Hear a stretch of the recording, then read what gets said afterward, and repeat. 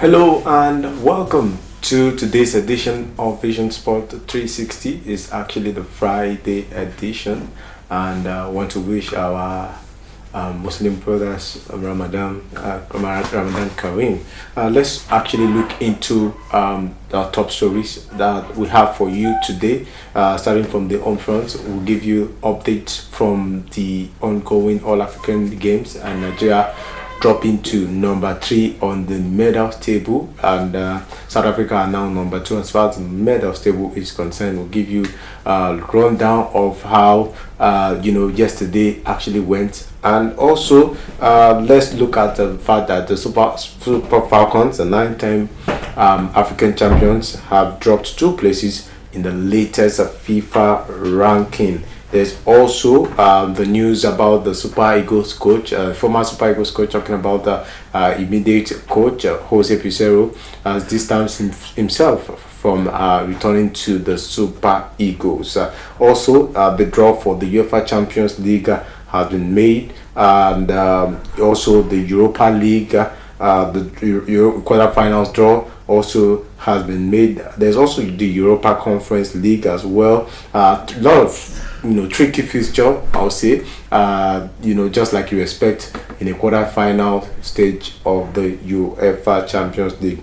We also tried to look at the NBA, where Jaylen Brown actually scored at 37 points to help Boston Celtics beat Phoenix Suns in an enthralling encounter, and that has extended the run for the Boston Celtics to a 4 straight win for the Boston Celtics. All this and more we'll be talking about on the show, but that's before we that's after we'll come back from this break. We'll go on that short break, and when we'll come back, we'll give you the detail of this top story.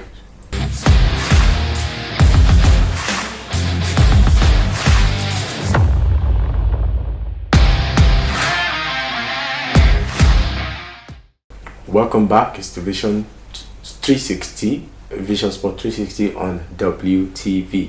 Now let's take a look at the All African Games, the 7 of the ongoing All African Games that is taking place in Ghana. Nigeria has dropped to 3rd after winning just a silver medal on the 7 of the All African Games, and South Africa replacing Nigeria as the 2nd placed team. Nigeria actually started the day with 22 gold medals, 13 silver and 19 bronze, but a 3rd place finish by the country's women beach volleyball team was all that they could add to their medal tally. Though both countries are on the same number of gold medals, South Africa boasts a better silver wins, having secured 22 silver medal compared to Nigeria's 13. Both countries are still some distance of Egypt, who lead with 115 medals, which comprises of 65 gold, 37 silver and 23 bronze medals.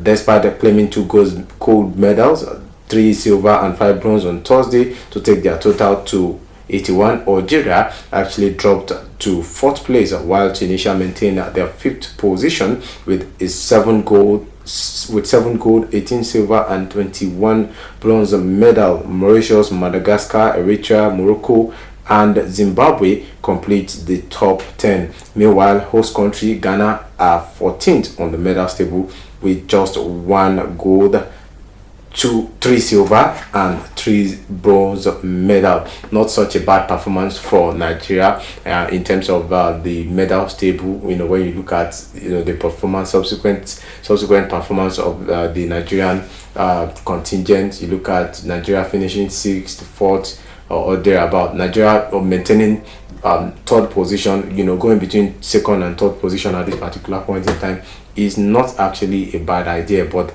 if it's going to remain like that, it's going to stay the same in terms of Nigeria maintaining that balance. But one thing I have to say is the margin between Egypt and all these other African countries. You're talking about Nigeria, South Africa, and even the likes of Algeria. I think the margin is actually quite much, considering how the number of golds that they've won, the number of silver, I think is actually quite astronomical.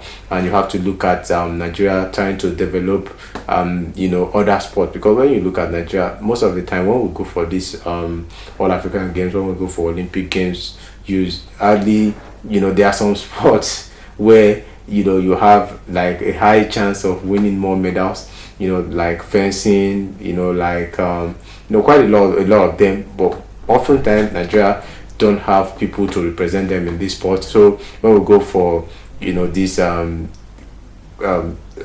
African games, we go for these Olympic games, most of the time we are always looking at, okay, let's win gold here and win silver here, so that we can actually save our face, which will save face, so to say. But that is not the essence of it. The essence of it is just to go there and compete against the very best, compete against the likes of Egypt. That's what we wish in Nigeria, and we wish that Nigeria can actually develop these areas that we're talking about, develop in fencing, develop in athletics, develop.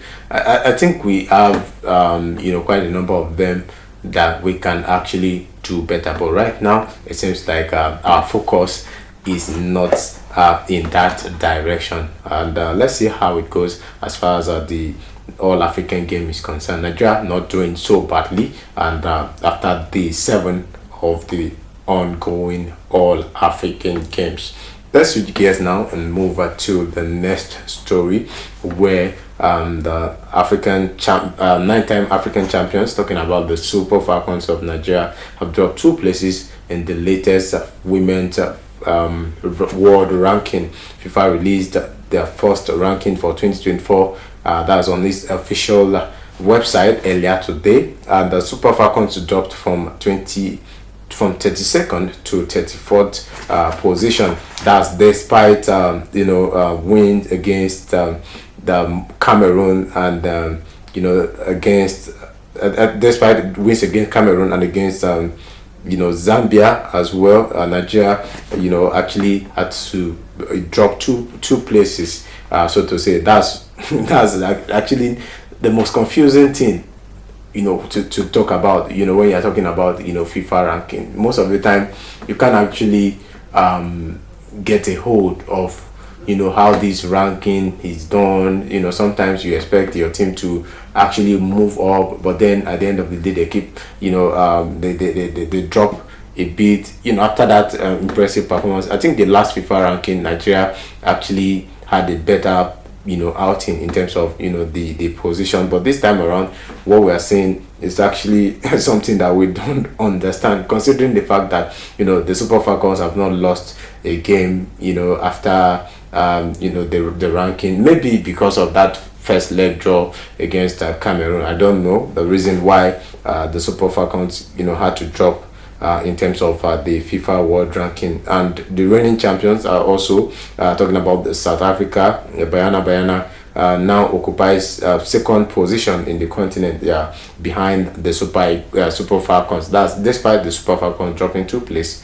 They're still number 1 in Africa, then followed by South Africa, who occupy second place, and there's also Morocco that third on the on the ranking in terms of Africa. They are number 3 as far as Africa ranking is concerned in women's football, and they occupy 58th position in the world. There also the Copper Queens of Zambia, who had impressive 5-spot position as they moved to 65, talking about occupying 65th position in the world, and they are number 4 in Africa. And talking about the world stage, we have the world champions Spain retaining their lead in the global ranking. So Spain number 1 in the world as far as women's football is concerned. Having said that, we have to go on a very short break, and when we come back, we have more sports stories right here on Vision Sport 360.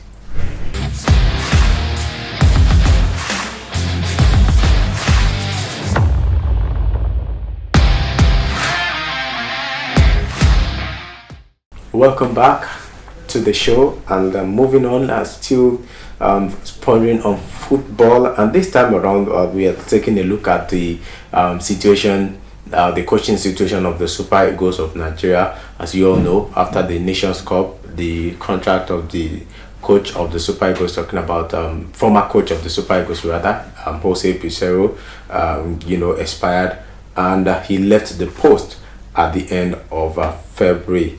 And after all is said and done, the NFF actually offered him the contract, to actually continue as the Super Eagles coach. But then it seems like the contract that was offered to Jose Pizarro was not actually enough for him, according to report that the contract offered to Jose Pizarro was not enough to actually keep him as the Super Eagles coach of Nigeria. And some reports actually coming up lately says that the Super Eagles, former Super Eagles coach, talking about Jose Pizarro, might come back as the coach of the Super Eagles, but the man has come out to actually clear the air that is not interested in taking over or taking the charge of the Super Eagles again. He's done and dusted as far as coaching the Super Eagles of Nigeria is concerned. But having said that, we have to look at candidates that are vying for that particular position, and it seems more like the NFF are looking inwards. They are looking at the direction of the local coaches and top men that are vying for this job. We have Emmanuel Amunike, who almost everybody in Nigeria is actually rooting for Emmanuel Amunike because of the fact that he's one of those coaches, Nigerian coaches, that have gone out and showcased their talent. He was with Tanzania at one point, leading Tanzania to the African Cup of Nations. I think that was the first time that Tanzania will be qualifying for the African Cup of Nations. So everybody at this point, they want to see what Emmanuel Amunike can actually do with the Super Eagles of Nigeria. Also, to remind you that he was also a coach at one point with Simba FC of Tanzania. So he's someone that has gone out, and I'm sure that he's delivered the goods for Tanzania football, leading them to their first ever African Cup of Nations appearance. There's also Sunday Olise, who was in charge of the Super Eagles at one point. You remember what happened under the reign of Sunday Olise, where the captain of the Super Eagles was kicked out of the camp. Talking about Vincent Inyama, who was the captain then, and that was how his career with the Super Eagles ended. So we don't know whether it's still the same Olise that is going to return to the Super Eagles if he's given that contract, or we're going to see a different Olise altogether. There's also Finidi George, who is also the current coach of Enyimba International. There's Daniel Omokachi, and there's also Antonio Kanseka, who was actually a former coach of Cameroon. So we're just not looking at within, but then we have more coaches coming from the local scene, the likes of Amokachi. And I also heard of is a Nigerian coach that is based in the US that is interested in taking charge of the Super Eagles. So we'll see how that pans out, and we'll definitely be here to talk about that when or if the appointment of the Super Eagles new coach is made. Talking about right now, we're still without a coach, rather. The usual routine. Austin Eguavon will take charge as the technical director of the NFF, will take charge of the Super Eagles in that match against, I think, Ghana, and we're still going to play against Mali as well. So Austin Eguavon will be there to take charge of the Super Eagles of Nigeria. Moving on, let's take a look at the UEFA Champions League draw that was made earlier today. And looking at it, I think it's actually such an impressive one. And how would you rather see the draw happen? You look at the draws that have been made, and you will see that the the more we progress into the UEFA Champions League, the harder, the tougher you see the fixtures. And looking at that, Arsenal against Bayern is what everybody is talking about. Bayern not so in form in terms of playing in the league right now.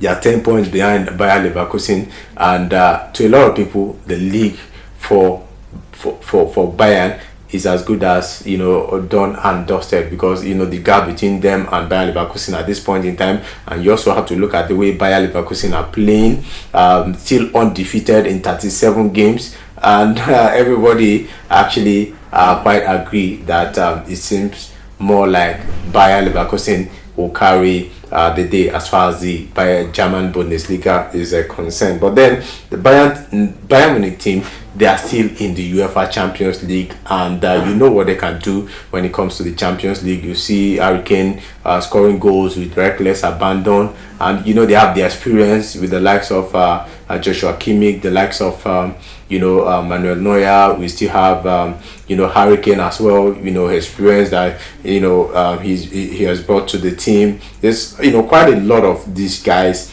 with Bayern Munich. And when you're talking about the UEFA Champions League, the UEFA Champions League is about the experience. It's all about the experience, and this is what Bayern actually brings to the table. And talking about Arsenal, their opponent, Arsenal, this will be their first appearance in the quarterfinal of the UEFA Champions League in 14 years. So 14 years absence for Arsenal in the quarterfinals of the UEFA Champions League. But for me, Arsenal have what it takes to actually upset Bayern in this particular game. You look at their last 5 games, they've scored over 15 goals, or thereabout, and they are still scoring. You look at the way Arsenal are playing at the moment, you would not actually look down and say it's not possible for Arsenal to beat Bayern in this particular game. But then that Bayern, as a team with the experience,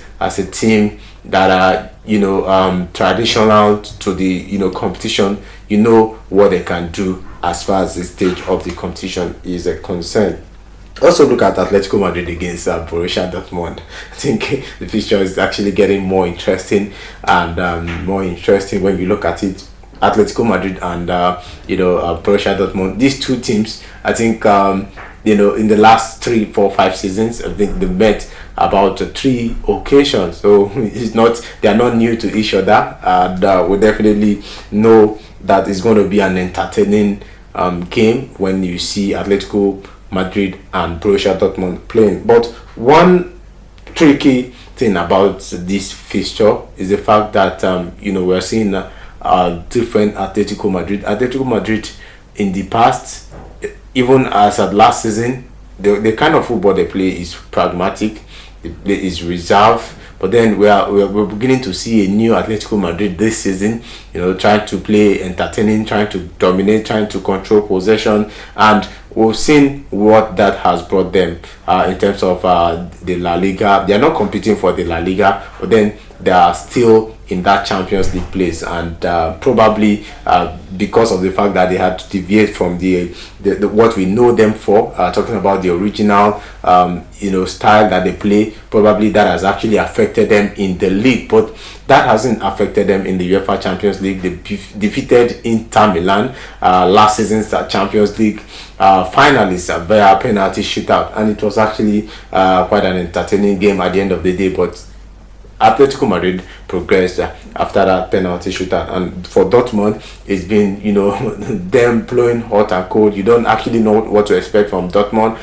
Today they are on top of their game. In the following day, you see them playing as if this is a team that has not trained together. They look like a team that doesn't even train at all. So that's actually the kind of team that Borussia Dortmund is. So it's actually going to depends on what side of the game they are going to come in with. Talking about Atletico Madrid at the end of the day. So are they going to be the hot Atletico Madrid, or going to come in as the cold Atletico Madrid? And another fascinating fixture, mouth-watering fixture you will say, is the fixture between Real Madrid and Manchester City. Manchester City, defending champion of the competition, they beat Real Madrid actually en route to the final of last season's UEFA Champions League. And I think it was in the semi-finals. We know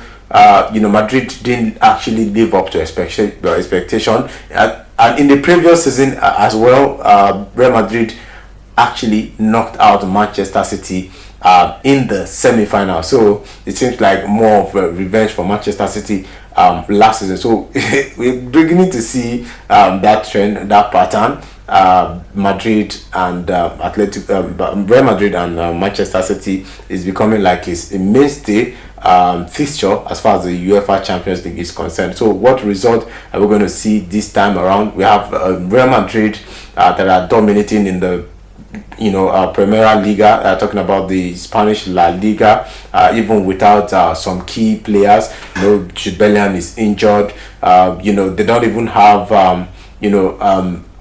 they have a striker actually, but not the kind of striker that is befitting of a Real Madrid team. Talking about I'm trying to remember his name, and it's not that kind of striker that you say is a Madrid kind of striker, but then they've been passion and the way they've been playing, they've dominated the league. They've tried a bit to dominate the UEFA Champions League, but then when you're talking about Real Madrid, it seems like they own the UEFA Champions League. They've won it, I think, about 14 times now. No other team has won the UEFA Champions League like Real Madrid. So Manchester City and Real Madrid is one of those fixtures to look forward to. And possible meetings are talking about how the semi-finals is going to look like. Atletico Madrid or Borussia Dortmund will take on PSG or Barcelona. Atletico Madrid, Borussia Dortmund, PSG or Barcelona.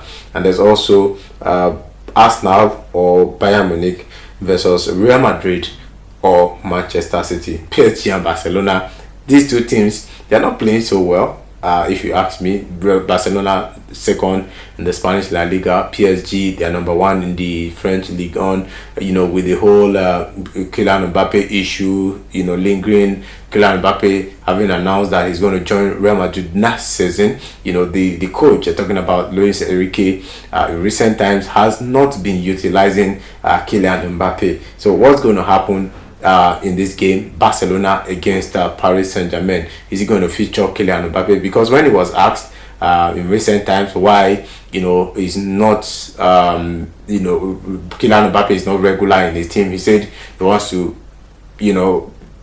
play his team in such a way that they can actually play without Kylian Mbappe. So they are preparing for the exit of Kylian Mbappe at the moment. But would that be the reason why you want to hurt your team? Would that be the reason why when you look at this Champions League, you have the opportunity to win with Kylian Mbappe in your team, but then you are not playing him because you have I would say he has this grudge that Kylian Mbappe wants to leave the team. So would you actually punish your team because of the fact that Mbappe wants to leave, when you know that you have a realistic chance of winning the UEFA Champions League with Kylian Mbappe in the team? So we'll keep our fingers crossed. Let's see how Luis Enrique is going to handle this one match against FC Barcelona, which is a team that he was previously in charge. He was in charge of Barcelona at one point in his career. So that's about that as far as the UEFA Champions League fixture is concerned. Now let's take a look at the draw for the Europa League. We're going to breeze over the draw. We have AC Milan being paired against Roma, two Italian teams. It seems like we have more Italian teams in this competition. Talking about the Europa League, with more Italian teams left in the Europa League. We have Liverpool against Atalanta, another Italian team. Liverpool from England playing against Atalanta from Italy. There's also Bayer Leverkusen against West Ham United. West Ham United is an English team playing against a Bayer Leverkusen that is from the German league. There's also Benfica against Olympique Marseille as far as the quarterfinals of the Europa League is concerned. So Benfica, Marseille, Bayer Leverkusen, West Ham, Liverpool against Atalanta, while AC Milan will take on AS Roma. And then looking at the possible semi-final fixture, Benfica or Marseille will take on Liverpool or Atlanta as far as that fixture is concerned. So the winner between Benfica and Marseille will take on either of Liverpool or Atalanta. There's also the winner of AC Milan and Roma taking on the winner of Leverkusen versus West Ham United. Now let's look at the Europa Conference League. Club Brugge will take on PAOK Salonika. PAOK Salonika actually having a Nigerian and Nigerian talking about the Nigerian defender Trost Ekong, who has led them well. It's been like a rock for PAOK Salonika this season, leading them all the way. They are top of the table as far as the Greek league is concerned, and they are in the quarterfinals of the Europa Conference League. They're taking on Club Brugge from Belgium. There's also Olympiacos, another Greek team, taking on Fenerbahce from Turkey. Aston Villa from England will take on Lille Metropole from France. We have Victoria Plzen from Czech Republic taking on Fiorentina from Italy. So that's about that as far as the fixture for the Europa Conference League is concerned. Now, wrapping up today's show, we'll take a look at what happened early this morning as far as the NBA is concerned. We'll try to breeze through the results. Jaylen Brown scored 37 points as Boston Celtic beat Phoenix Suns 127 to 112 points to extend their winning run to 4 games.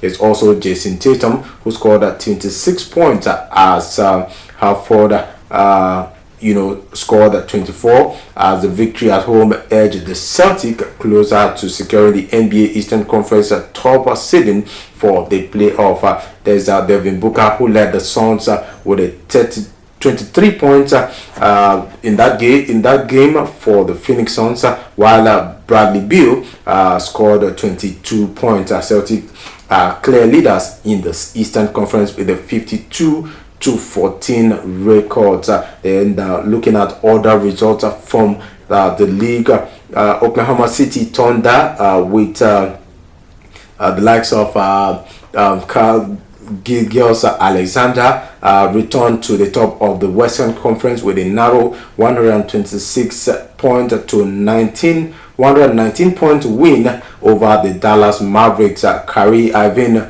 scored a game high 36 points, but Oklahoma City Thunder pulled away in the second half thanks to Shai Gilgeous-Alexander's 31 points and 27 from Jalen Williams. Also, Milwaukee Bucks with Giannis Antetokounmpo produced a fourth quarter comeback to defeat Philadelphia 76ers 114 to 105 points. Philadelphia are still without the injured most valuable player, Joel Embiid, that led by 10 in the third quarter, but saw the advantage slip away. Giannis Antetokounmpo led the Milwaukee Bucks with 32 points, while Brook Lopez added 19, and Damian Lillard scored 27 points. Los Angeles Clippers claimed a comfortable 126 to 111 point victory at the Chicago Bulls. Paul George scored 28 points, while Kawhi Leonard scored 27 as Clippers stay fourth in the Western Conference with a record of 42 to 23 and 3.5 behind Denver and Oklahoma City Thunder. And that's about it on today's show, Vision Sport 360. I'm in Austin Arome. I want to thank a production crew for doing a marvelous job, and to you our viewers I say thank you for watching and bye for now.